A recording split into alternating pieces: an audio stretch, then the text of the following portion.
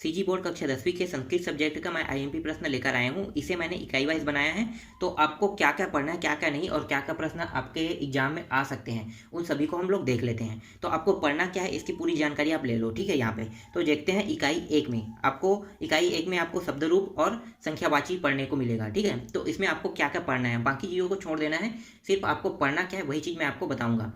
तो चलो देखते हैं। यहाँ पे देखो, सबसे पहले आपको शब्द रूप में पढ़ना है। ये अकारांत पुल्लिंग है, इसको आपको जानना है, और ये लिखा हुआ है जनक लिखा हुआ है, ठीक है। तो जनक वाला टॉपिक पढ़ना है, ये पहला टॉपिक है आपका। तो यहाँ पे विभक्ति 5 विभक्ति लिखा है। 5 विभक्ति में देखो वचन है, एक वचन, द्विवचन और बहुवचन। इसको पांचों वचनों में आपको याद करना है। और यहाँ पे देखो छत्तीसगढ़ 2018 के सेट में यहाँ पे आया है। तो ये बता रहा है कि अगर ये प्रश्न आएगा तो कैसे आएगा। ये पूछेगा इसे सप्तमी विभक्ति में लिखे, तो इसके एक वचन, द्विवचन और बहुवचन सभी को लिखना है। तो इसी तरह से आपको ये सभी के सभी याद होने चाहिए, सातों के सातों, ठीक है। तो अभी हमने पढ़ा जनक के बारे में, ठीक है। अब आगे बढ़ते हैं, कवि के बारे में देखते हैं। तो देखो यहाँ पे कवि वाला है, तो ये कवि वाला है। इसमें भी वैसे ही आपको करना है, सातों विभक्ति को याद रखना है, और वचन को भी, एक वचन, द्विवचन, बहुवचन, इसमें भी सातों विभक्ति को आपको याद रखना है। ये मोस्ट आईएमपी प्रश्न है सभी के सभी।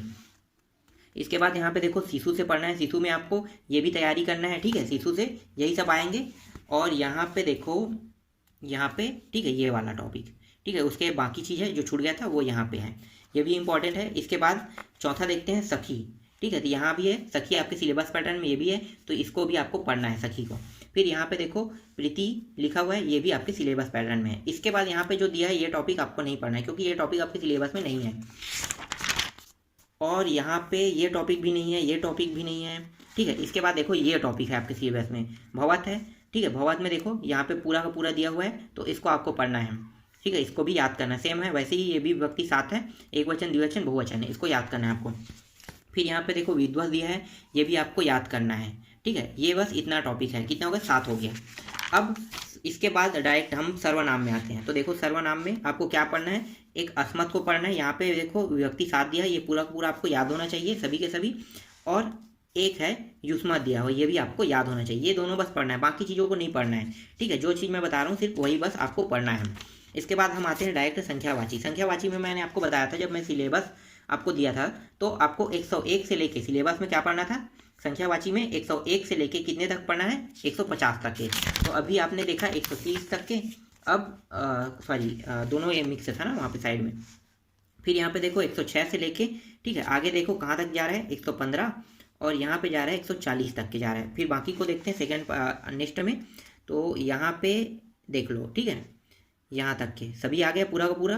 तो ये देखो इतना आपको पढ़ना है, 101 से लेके कितना तक पढ़ना है आपको, 150 तक के।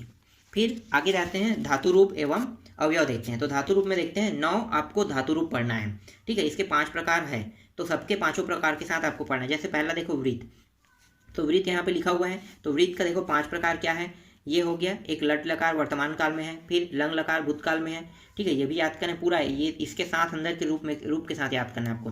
फिर लिट लकार है आपको देखना है, फिर लोट लकार, फिर विधिलिंग, ठीक है। यहाँ पे देखो ये है, एक टॉपिक है, अभी तो एक टॉपिक है, ऐसे ही हमें 9 पढ़ने हैं, तो 9 टॉपिक। तो मैं पढ़ना क्या क्या है उसको मैं बता देता हूँ। ये मिलेगा कहाँ, तो ये आपको परीक्षा बोर्ड में बहुत ही आसानी से मिल जाएगा, और कहीं पे नहीं है। अगर आपके पास गाइड है उसमें अगर ढूंढना चाहते हो तो ढूंढ लेना, लेकिन जो मैं बता रहा हूँ सिर्फ वही आपको तैयारी करना है, क्योंकि यही सिलेबस है आपका।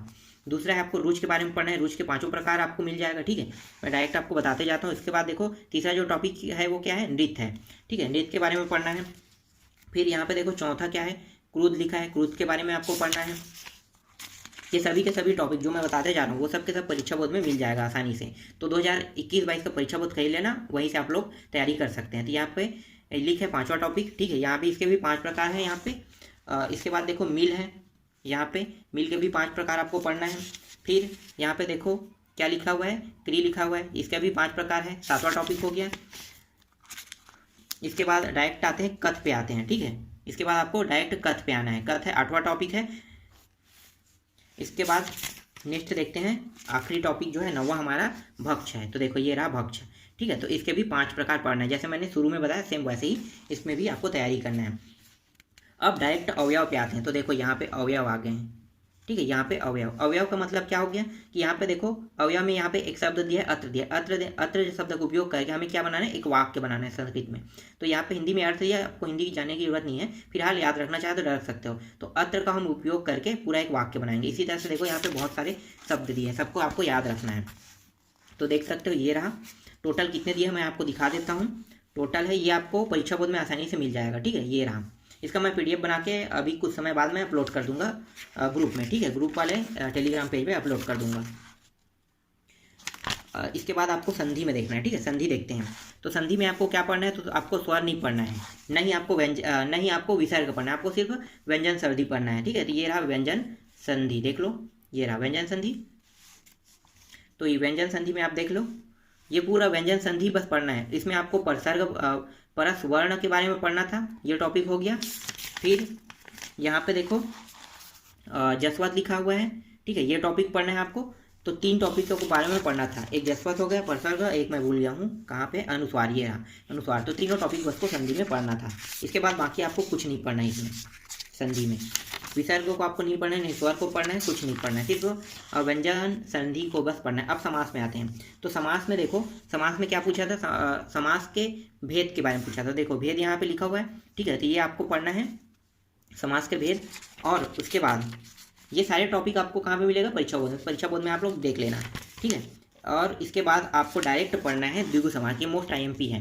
द्विगु समास के बारे में पढ़ना है, द्वंद्व के बारे में पढ़ना है और बहुब्रीहि के बारे में पढ़ना है। तो मैंने आपको अभी इकाई 4 तक के जहाँ जहाँ से प्रश्न आएंगे वो सारे टॉपिकों को मैंने बता दिया, और ये कहाँ पे मिलेगा ये भी मैंने बता दिया, ठीक है। तो ये सभी के सभी टॉपिक आपको परीक्षा में मिलेगा, और पूरा का पूरा टॉपिक आप अच्छे से तैयारी कर लेना, ठीक।